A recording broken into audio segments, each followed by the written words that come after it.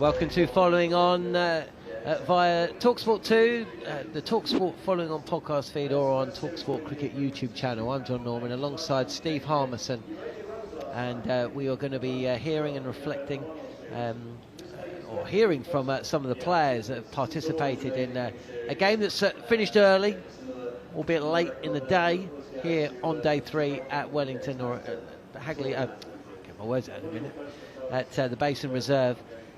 It's 2 full days of golf awaits rather than 2 full days of cricket, because England have just wrapped up a big win. 8 wickets at the Hagley Oval, and here at the Basin Reserve they've beaten New Zealand by 323 runs. 323. A massive win, and England's first series win here in New Zealand since 2008. 16 years. It's been a long time since they've tasted success, and boy will it taste sweet. Player of the match, Harry Brook, after his brilliant knock of 123 on day 1. Ollie Pope aside, nobody in the first 2 days, or certainly the first day and a half, got to grips with the conditions and the pitch, the seam. It was a touch of swing and it was bounce. It was a bowler-friendly deck, and from the moment England were reduced to 26 for 3, Brook took it on, and that is a 100 that will live long in the memory. 123, and let's not forget Ollie Pope, who kept flawlessly and also weighed in with his second important knock, 66 in this occasion, second 150-run partnership with Brook.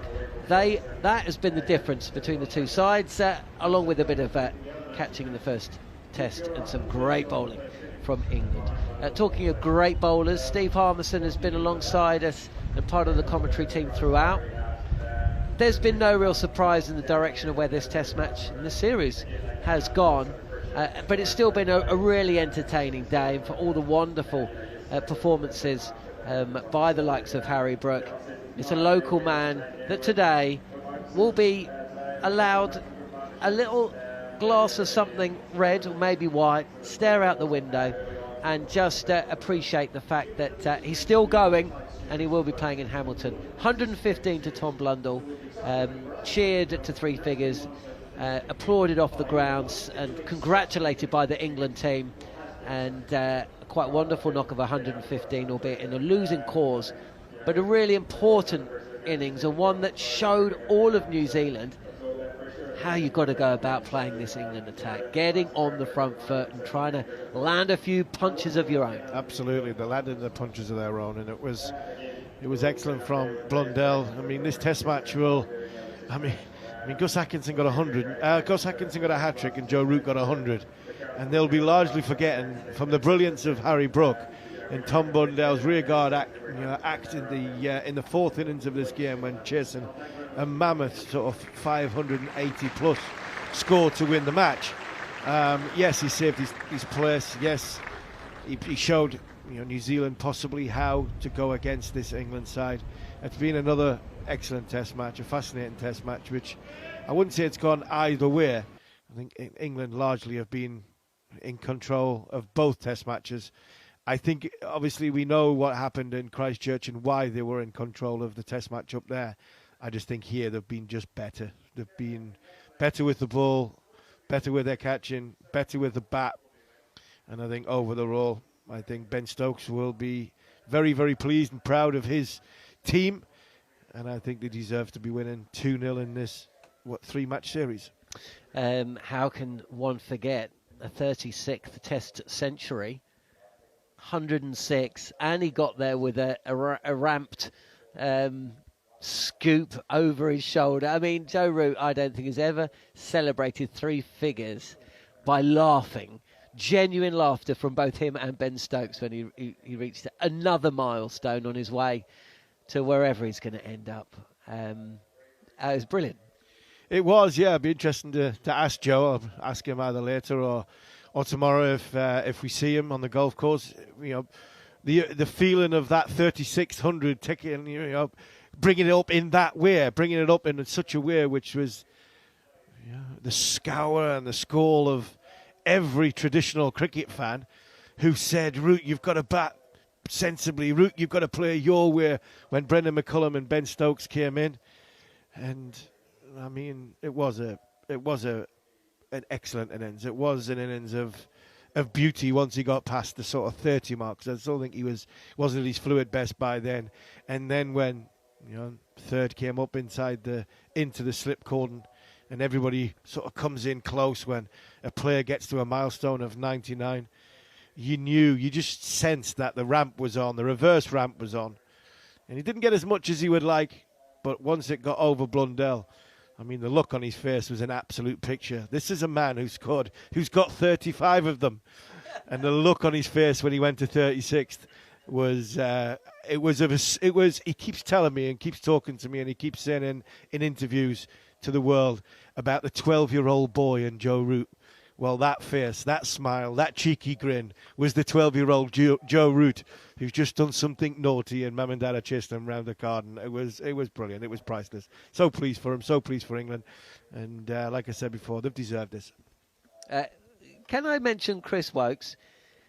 He struggled a bit with. He went wicketless in that first innings of the first Test match, and we knew he would just get better. We knew. We were here at the start of the year when he struggled a little bit with his tempo and his lines and his lengths, and he's just battling himself a little bit. He's bowling with a new ball, and as the summer progressed, he got better and better. And we knew, watching him struggle a bit in first innings at Christchurch, he'd get better and better, and he did. I thought he bowled beautifully at the start of the day today, and as you mentioned to me off air, he was bowling into the wind, and he picked up he picked up the big wicket, and also dismissed Conway. And again, just another moment that England will be pleased about, but also proud and just happy for the guy, because everybody needs to perform in this team to stay in it, and everybody wants to stay in it. When Joe Root was the captain, it felt at times like people wanted out. It was just results weren't going their way. They weren't playing particularly attractive brand of cricket. They were getting stuck at the top. And there was a sameness about the bowling attack. COVID came in and made life so difficult in a way that nobody's ever.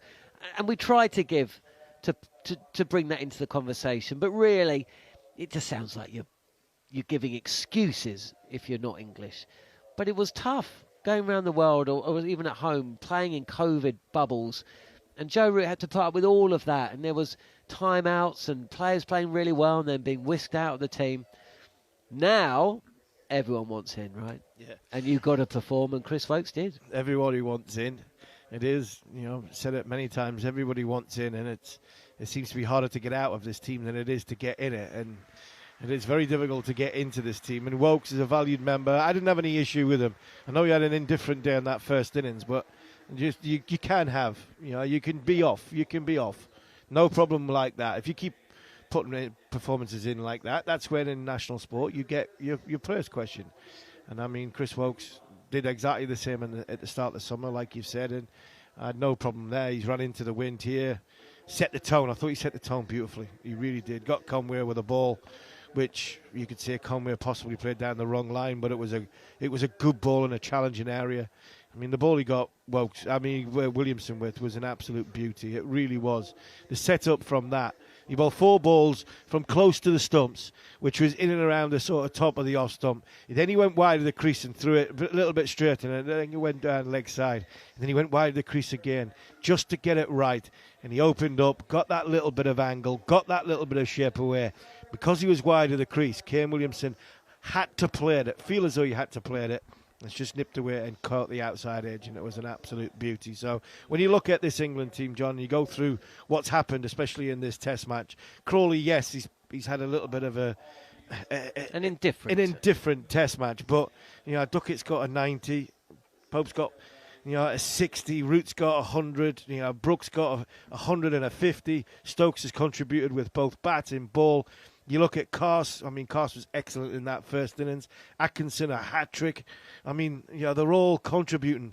The icing on the cake, the pure resistance. It wasn't 100, but the bloke you've chucked into, you brought him here as a 21-year-old. Wanted to give him some experience of touring life with the Red Bull team.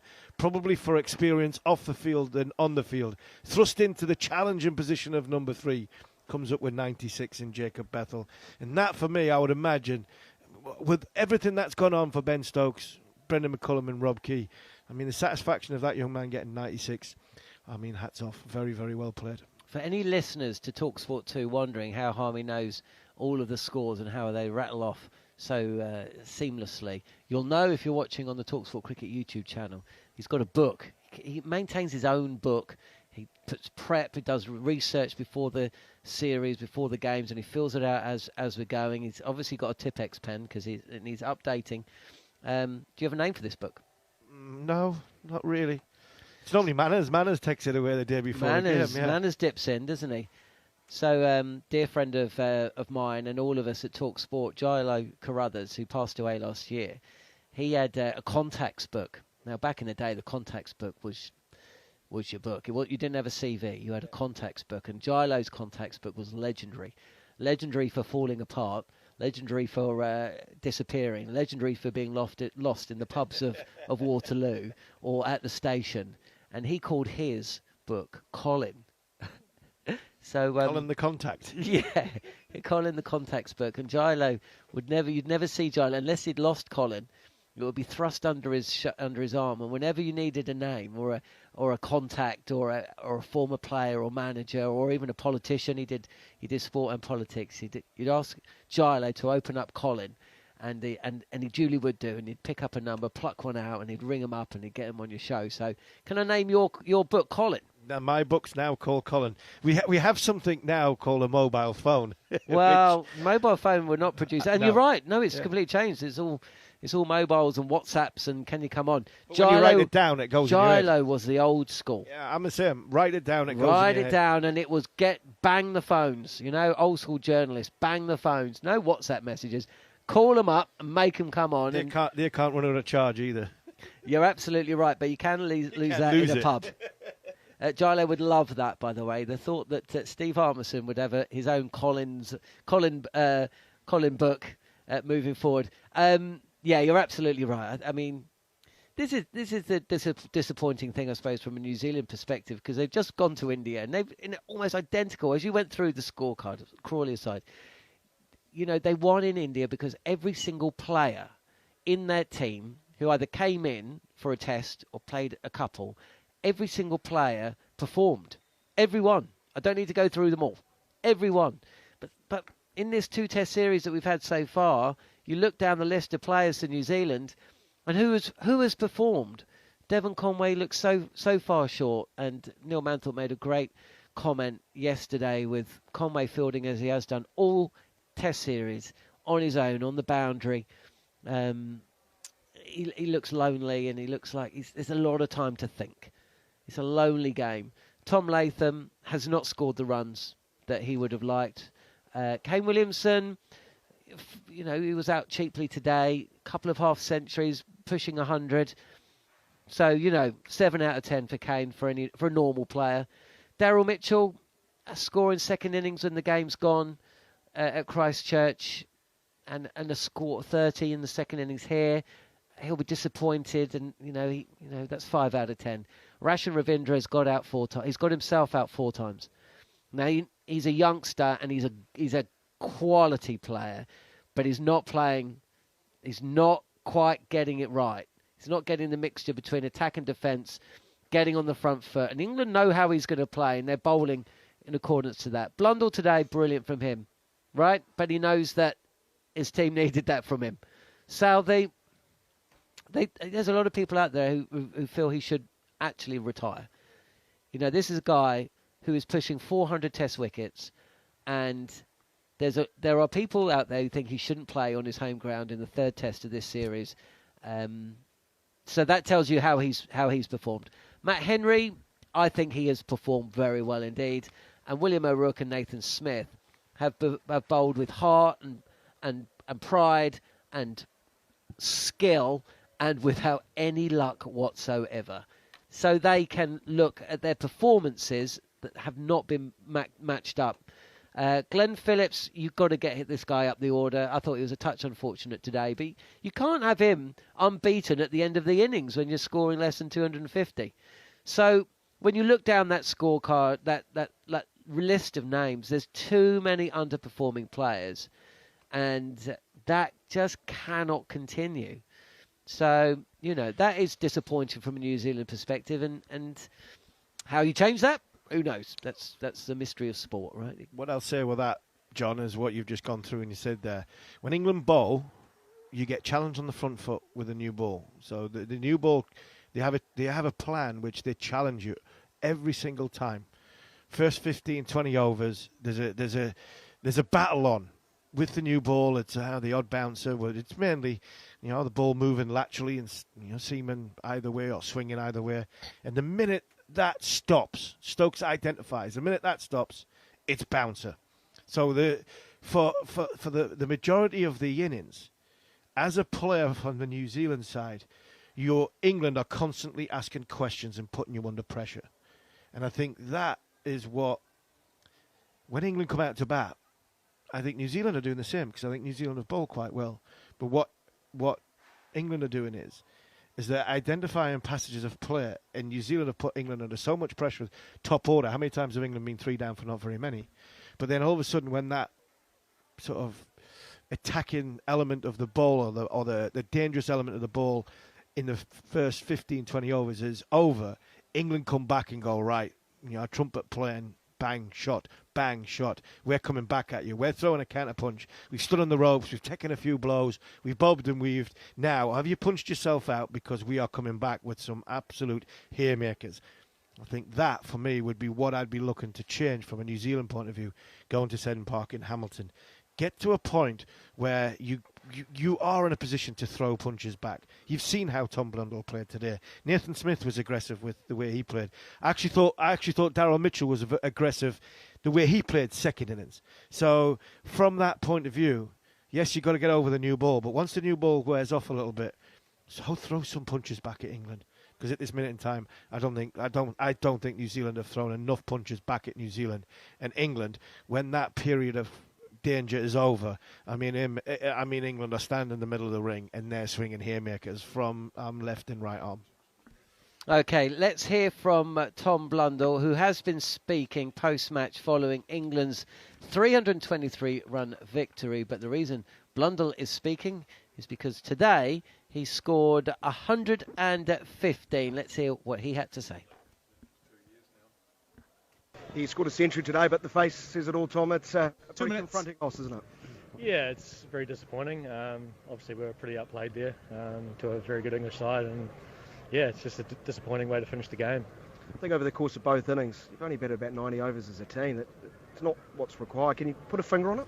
I think you've got to look at their bowling, and I think it's been superb throughout the last 2 games. And for us, it's just getting through that new ball was a real key, but unfortunately we weren't able to do that. And we saw when the ball got a little bit older and they keep bringing them back, it was a lot easier. But I thought they bowled really well. After the first innings, 280, you're probably feeling okay there. Yeah, I think so. And I think, again, if you look at their team, they're a very good team all around across the board. The way they bat, they come pretty hard, and it's very challenging to sort of control them. But they're a very good English outfit, and unfortunately it wasn't our day today. You wander in, I think, about 60 for 4. It's been a lean year for you. Everyone knows that. You know that. What was your thinking out there today? Yeah, it's been tough. The runs haven't been really there, and for me it's all about trying to contribute as much as I can. I haven't quite had that for the last few last couple of months, but for me it was just go out and just do my thing and trust that.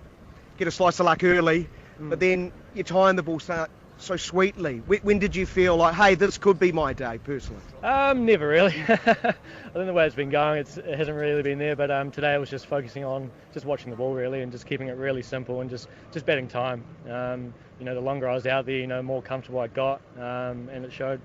How can you 30 seconds. I was so confident a few weeks ago in India, beating India, and now what's transpired is the trophy, the series is gone. Yeah, it's a tough one. Again, it comes back to they're a very good side, and the way they've bowled, especially in the way they bat. They're a very good side, and we obviously got to be better coming into the next game. But it's a tough loss, this one. Well, go enjoy if you can. Well played today individually, but we look forward to side bouncing back in Hamilton. Cheers, mate. Appreciate it. Thank you. Tom Blundell speaking with Daniel McCarty there. His 5th Test 100, his 3rd against England, 3rd at home, and his first since playing England at Mount Maunganui at the start of last year. I asked Gary Morgan, our scorer, for a breakdown of his stats. In Asia, Tom Blundell averages 18.9 in 11 innings. Outside of Asia, he averages 42. Not unusual at all, but it does show he has places he performs in, and there are places that he doesn't. Yeah, he's a batter wicketkeeper. He's got 2 disciplines. So, and I think in Christchurch, I think one affected the other. I think the bat and the outside noise affected the gloves.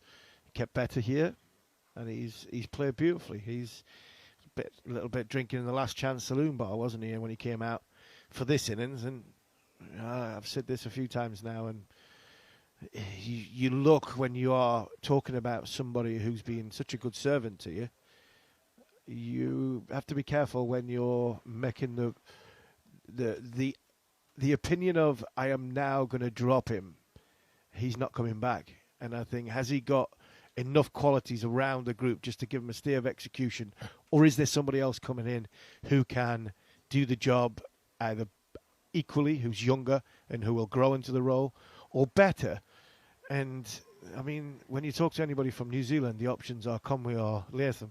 Well, that's defeating the object, really, if you're going to go down that road. Unless there's an absolute gun young batter that's going to come in and bat in the top 6. So I was always of the opinion you've got to stick with Blundell. He was more of an easier pick than maybe Conway, who looks totally out of sorts. And there are times, and there are places in the world you're comfortable batting in, and obviously Asia's not one of them. And Conway can come back. I'm not sure Blundell can. Yeah, Blundell can't come back. Yeah. Conway. They're not that far apart in age, but that's how. I think we both agree, don't we? Yeah, I think so. Conway's obviously 33. Blundell's 34. He's a wicketkeeper. It's in such a niche position where you go, if you're going to give somebody else a go, you've got to give them, 5-10 Test matches. New Zealand don't play enough Test cricket, and 5-10 Test matches for New Zealand is a couple of years. I mean, Blundell. That's into 36, 37 territory, and it's a wicketkeeper batter. You're dropping him because he's not scoring runs. You're not dropping him because he's dropping catches. And I think that's the reason why I think you had to just stick with him. Here's a question for you, Steve Harmison. You are the expert. Before this match, we gave our predictions for this series. We were putting together, go and check it out actually, it's either a podcast or it's on YouTube. Essentially we're trying to work out who would be playing in the World Test Championship final, and as part of that conversation we predicted this series. At the time New Zealand were still very much in the hunt. If they'd won 3-0 against England, then they might have made it. Obviously that hasn't happened and won't happen, and New Zealand will not be playing in the final of the World Test Championship. But you were quite strong, and you didn't say it's definitely going to happen, but you said, I can see England winning 3-0. And both me and Neil Manthorp were more of the opinion that a team will win 2-1. Now, one of the reasons I didn't believe that England would win 3-0, and they may still not, is that I just thought coming to New Zealand with an attack of Gus Atkinson, who's never played in New Zealand, Bryden Castle, who's never played in New Zealand, Shoaib Bashir, where spin doesn't really play a part, and he's never played in New Zealand. Jack Leach had taken 10 wickets at the start of last year. Question marks over Stokes' fitness. And Chris Wokes, who has played in New Zealand, but only 2 Test matches, and we all know about overseas and all that. I found it difficult to accept the notion that all of these bowlers have bowled so well together. I thought, well, 1 or 2 may, but there's still going to be passages of play where bowlers 3 and 4 will be struggling and New Zealand will score some runs, and it will be difficult. You didn't see it that way. Why was that? Batting. I just seen England are brilliant front runners, and I knew if England got on top, then all of a sudden, I mean, England are, when they get going, and they are, if you can get on top of England, and put pressure on England and sustain that pressure, backing it up, then all of a sudden you've got a chance of making England will not just make mistakes, they will make mistakes that look horrendous. But when England are allowed to dominate, and I don't like the word bully, because I think they're just they're forcing their ability on the opposition and getting on top of them. I just thought if England get on top early, I don't see how New Zealand can stop them in a way which is Saudi's got a 3-match testimonial series, basically. You've got no real spinner, and if they did play a spinner, he'd get smashed. If then they went down the Mitch Santner, he's got 5 for in the last test match, and play him, which is he's only 5 for in 30-odd test matches. England would try and smash him. And then the dynamics of the team in such a way where if New Zealand played the recognised spinner, I'm not talking about Glenn Phillips, but a recognised spinner in Mitch Santner, then all of a sudden they either have to leave Saudi out and play 2 more or less debutants, or play Saudi, which exposes Tim in a way which England have just completely smashed him the minute he's come on to bowl. All these things for me were staringly, I think, blatantly obvious if England get on top early. And that's the reason why I said I can see England winning 3-0. For the simple fact is, I know Coss is a good bowler. I know Atkinson's a good bowler. Woke's in English-type conditions. I mean, it's been freezing for the last 2 days. These are English-type conditions. And if England can get on top with the bat and score the runs that quickly, then bowlers, even if they have to bowl 100 overs in an innings, will still be able to get 20 wickets in such a time to win a game. And I believe that they could do that 3 times. So it's more about the batters than the bowlers. It's more about the batters in a weird way. Yeah, I get it. That's why you're such a valuable and vital part of what we do, right? And Stokes and Not McCullum. that you would ever agree with that, by the way. No, I don't agree with that. But Stokes and McCullum coming home. The sentiment of Stokes and McCullum. No, there was another 3 point test you matches. made, by the way, Yeah, which I didn't give too much credence to, because I was I did, but you said England have to win this series. Oh, of course they have. This is serious now. Yeah. There's a ruthless side of this lot now. Yeah. I see it. And this is the road they need to get on. They need to go into Hamilton, Seddon Park, and sort of really get on top, transfer everything they've done at Christchurch through Wellington and on their way north, and really ram home the advantage. Go and win 3-0. Go back home with a real positive vibe. Hopefully that transcends into the white ball team, because McCullum is going to be in charge in that going into Champions Trophy. For me, a lot of this squad would play in the Champions Trophy for me in Pakistan, and then go into the summer, hit the summer hard with so much confidence, and that's how you get in a position to go to Australia with a huge amount of confidence, winning away, winning at home, and dominating and getting on top, because England, like I said before, England are great front runners, and they're a very, very difficult juggernaut to stop when they get their own way. By the way, I love the fact that Ben Stokes took 3 for 5 from 2.2 overs. That was funny. And that Ben Duckett catch, by the way, if you haven't heard it, check out the highlights. Manners was on duty. Brilliant. It was absolutely phenomenal catch.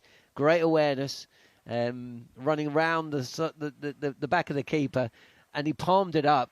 Blundell, he scored a century, hit it pretty firmly, palmed it up, turned around, caught it. Absolutely. Do you know what? I swear, when Blundell was walking off, he almost said, "Well caught." Yeah, I think he did. I think he looked at Duckett with a wry look and a smile, as to say, "Yeah, I mean, I've batted well." Pat myself on the back, but that took something special to get rid of me. And a nice moment, Joe Root going over and congratulating Ben Stokes. Of course he would, right? Yeah, they all applauded as well. Yeah, Ben Stokes went up and gave Blundell a pat on the back as he went off. They don't mind Blundell. No, I actually think this series has been played in such a very, very good, festival type off the field, as in the surroundings and the way the games. The way the grounds have been and the way they've looked, and I think they've been played in a good atmosphere, both on the field. There's been a little bit of needle, which is great, but I think it's been played in such a respectful way, which I've really enjoyed these 2 test matches. Talking of a little bit of needle, Seventh wicket has fallen. India staring at huge defeat against Australia. They're still trailed by 9 runs, but Ashwin's out. Did you see this? Did you see Mohammad Siraj yesterday? We were in the pub at the time. You were back to the TV, chatting to a couple of mates. There was a good crew out. Some of the press guys and Sport Nation lads. Daniel McCarty was centre stage, telling tales, and Mohammad Siraj bowled Travis Head with a Yorker, and Travis Head's hit 123. Mohammad Siraj gives him an almighty send-off, and you can see Travis Head, who's going to, I've got 100, mate. I've kind of won the game, mate. There's an instinct as a bowler where sometimes it goes horribly wrong, and unfortunately for Siraj, who is he's a jack in the box. He is a Duracell battery who never ever runs out, which is why we love him. But sometimes you get it horribly wrong when you try and send somebody off who's over 100. Yes, we do. Not we, you. Let's hear from Ben Stokes, the winning captain. He spoke with Scott Taylor a few moments ago. Ben, very well played. A series win inside 3 days in this Test match. Just a clinical performance from your team. I think so. We shouldn't forget that we were 44 on day one. And I think, looking back at how we've managed to find ourselves in this situation here was all down to Harry Brook and Ollie Pope, to be honest. That wicket was, in cricket terms, called a bit of a snake pit. And for Popey and Brookie to have the bravery, but also the ability to be able to go and play like that and knock New Zealand off their length was just simply incredible. We got bowled out in 50 overs, but we had 270 on the board, I think. Most teams get bowled out in 50 overs. They could be at 140, 150 maybe, but being at 260 on that after being bowled out, we felt massively ahead of the game, and it showed that if you just tried to sort of stay around, you were going to get a ball with your name on it. So yeah, look, Popey and Brookie were just simply outstanding and really set that game up for us. And how satisfying is it for you that a series win away from home? You've shown good performances away from home in patches, but to put it together and win a series for the first time in 2 years, good feeling. Good. Two very, very good performances against a very strong New Zealand team. Just everyone at some point has put their hand up, whether that be with the bat, with the ball, our fielding, energies, everything like that. It's just been of the highest class. And you've got a selection headache with Jacob Bethel doing so well at number 3. We've got Jamie Smith back home. So how pleasing is it for you that when guys come into the side, they make an impact straight away? Yeah, I think that says a lot about the environment that we've got going on in the dressing room. That guys with who are young, slightly inexperienced can come in and express themselves the way that they do. We harp on about it, but the reason they're here is because we believe in them and they've got the talent to be successful at the highest level. So we've had a few younger guys come in and perform very well early on in their international careers, and Jacob Bethel's been another. And just finally, a word on your 2 Yorkshiremen, Harry Brook and Joe Root. Joe Root, 1900s now in the last 4 years is ridiculous, but a word on Harry's knock. Does this prove match winning here? 100%. Sometimes in games like that, 60s or 70s can be match defining, but to be able to get 100 in the style that he did on that day one wicket was just phenomenal. And he took it to them. I thought it was an amazing game plan to go out there with. Some people might not quite understand it, but when you see it happen in front of your eyes, it's remarkable to be able to see another side of taking on very good bowlers on a difficult batting wicket. Well played. See you in Hamilton. Thanks, mate. Cheers. Ben Stokes speaking with Scott Taylor there. He's absolutely right. That Harry Brook innings, I'm trying to think. I know he sounds crazy, right? He's just hit 300. That's the best innings I've seen from Harry Brook. I don't know if you can think of a better one. Maybe there has been one, but I'm struggling. The one here was special last time we were here, but it was flatter. Much flatter. This was special. I can't think of too many more that. Even I'm trying to think of others that have been around, that I've played in or watched to on the surface with the first innings score as it was, and then go and do what he did. I can't think of too many where you go, hold on, he's got 123 out of 280, and England have done well to get 280. I thought it was brilliant. Let's hear from Harry Brook. He's been speaking with Scott Taylor. Very well played. First question, how are you? You off the field today with a precaution? How are you feeling? Yeah, all good, thank you. Just a sore ankle. I twisted it in the warm-ups the other day, so yeah, just precaution for next week. And a win inside 3 days, a series win away from home. How big a statement is that from your team today? Yeah, it's awesome. It's always mega winning series, and especially to win it in the first 2 games, and hopefully perform well next week and get another win, and yeah, walk away with the whitewash. Just a word on your fellow Yorkshireman, Joe Root. I think he's had 19 Test hundreds in the last 4 years, which is quite ridiculous. Just a word on him. Yeah, he's awesome, and he's a joy to watch and play with and train with and learn from. So yeah, hopefully long may that continue, and I can play alongside him for a few more years. And I know you've only been around this group for a couple of years, but what does it say about the environment that Ben and Baz have created, where Bethel can come in and make an impact, Cast can come in and make an impact in this Test team? I think the backing that we've had, that includes myself as well in them 2 years, the backing that we've had to go out there and literally be able to do whatever you want. You can go out and if you want to hit your first ball for 6, you're more than welcome to. If you want to bowl a Yorker first ball, you're not going to get told off or whatever. So the backing that them two and the coaches have given us is gives you a certain amount of freedom, which is very relieving. Just talk about the wicket itself, because it's day 3, but it still looks a tough wicket to bat on. So is it no coincidence you got 100 playing aggressively, Tom Blundell got 100 playing aggressively? The best way to play on that wicket was to attack. Yeah, and I said the other day, the best form of defence for me was attacking, and that just proves it there. Yeah, there's always a ball with your name on it on them types of pitches, I think, and if you just sit in there and try and survive, you're in for a bit of a heading to nothing. So thankfully it worked out for me, but another day I might have hit one straight up. And how good is it for English cricket and this Test team in general that you've got Jamie Smith missing, Ollie Pope comes, gets the glove, scores runs, Bethel comes in, scores runs. Competition's quite strong at the moment. Yeah, there's a lot of depth in English cricket. There's a hell of a lot of good young players coming through, and older players who are still playing the game, and there's a lot of competition for places, especially like you said, when Beth comes in and gets unbelievable 90 there. Devastated him, and Ducky didn't get 100s, but the way that they played was just magnificent, and yeah, it was really good to watch as well.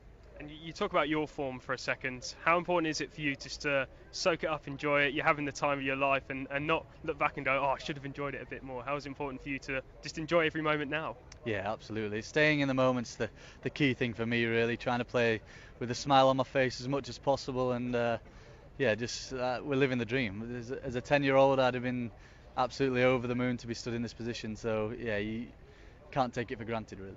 Just a word on another man at the start of his career in Jacob Bethel. You mentioned the 96 yesterday. How's he sort of fitted in? And it looks like he has a natural game to play Test cricket.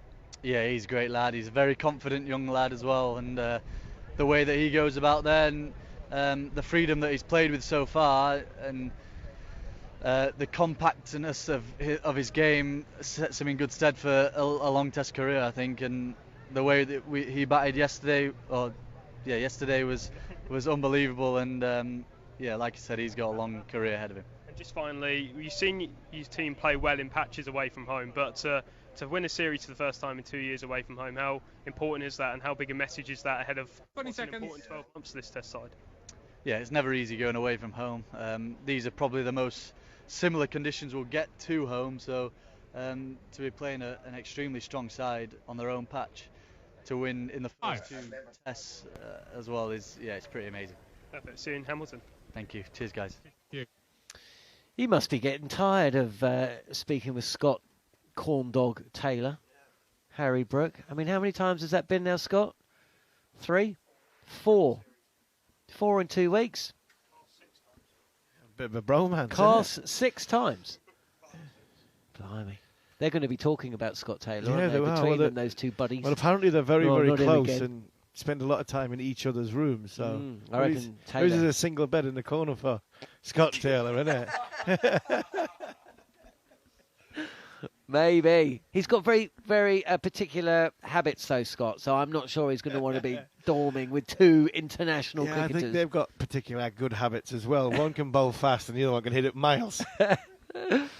Brilliant stuff. Look, we're going to wrap things up here. An apology. A word went out that we weren't intended to, so we'll make sure that's nipped out of the podcast. So if you're listening to this bit of the show, you're probably wondering what we're talking about. But either way, I'm sure you weren't too offended at 20 to 4 in the morning back in the UK. But the apology is there. So 2-0 up, heading to Hamilton. Bryden Carse, he looked like he was carrying a little injury there, didn't he? So his speed was definitely down, and he seemed to be hobbling a little bit. Yeah, just the impact of he's either got a blister that's rubbing, he's got a burst toe, he's got he's got a nail that's infected.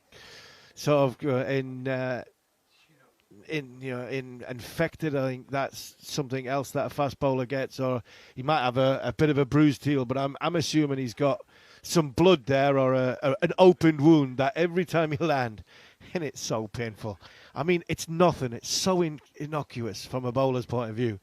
But I tell you what, when you hit the floor and you impact it, it is so painful for about 5 seconds. Then it wears off. You walk back to your mark, and it does it again. And I mean, that's what bowlers have to go. It's like when you stub your toe, that little...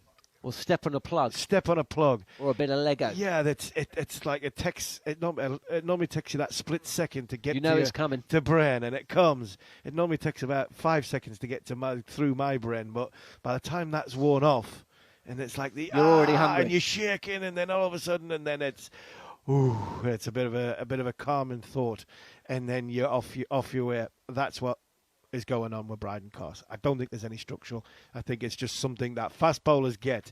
It's irritating. It's painful only on impact. But once you get to that point of the sort of split second and it's gone, it's normally all right. He chased 2 or 3 balls down on the boundary, threw himself around. So from a running point of view, it's not a problem. It's just the impact problem. And when you get an open wound, it's very, very painful. Brilliant stuff, Harmy. We have one more task for you. We've made you eat whitebait. We've made you eat a corn dog. Finally. It did take a while. It might have been a bit cold by the time you did. It didn't take a while for me to eat it. Gonna have to. I know we've done this to you before at Christchurch. Gonna have to get you to drink some wine as well. I mean, look at this. If you're watching on the talkSPORT Cricket YouTube channel, Grant Elliott brought us a little bottle. And please, if you're listening to the show this far, then you will.